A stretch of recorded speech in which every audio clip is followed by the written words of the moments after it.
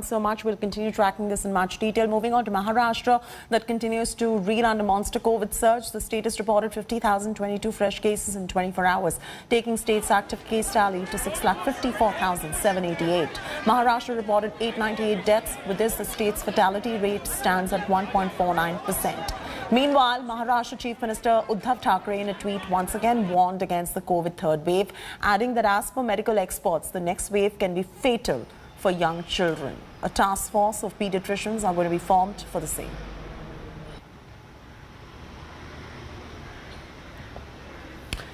Amidst the deadly second COVID wave, Supreme Court has praised Mumbai's model of COVID management, proposing that Mumbai model be replicated even in the national capital in Delhi. So how has Mumbai really managed to stay ahead of the curve? We're going to be explaining that in the special report. Take a look.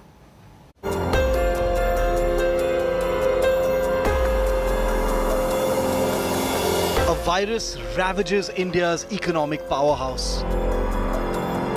The world's second most crowded city by quite a distance.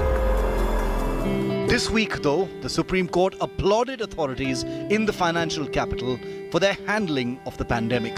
The Mumbai model has come up for praise when the national capital has been struggling with deadly shortages of oxygen.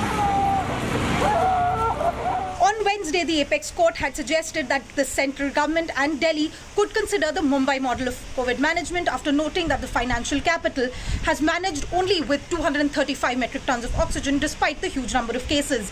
On Thursday, as the Solicitor General told court that the Health Secretary has spoken to the Maharashtra officials to take their views on oxygen management, the Delhi government has argued that Delhi has many more hospitals, more cases and is testing much more than Mumbai. At the same time, the Apex Court has also suggested that there must be an oxygen audit to consider the current needs and the projected needs for oxygen in all states, and has pulled up the centre, saying that their present national plan and projections are woefully underestimated. Mumbai seems to have learned its lessons from the first wave. The Brihan Mumbai Municipal Corporation maintained oxygen supplies even when cases peaked. The city set up jumbo COVID centres. Cylinders here were placed with piped gas in January itself. Designated oxygen nurses deployed in wards with a clear mandate to keep levels up to 96 per patient.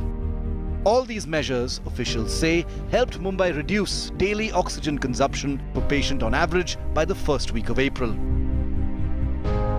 At the end of the first wave, we got to know that, the oxygen demand is going up and we may need to rope in more oxygen to augment our oxygen supply system.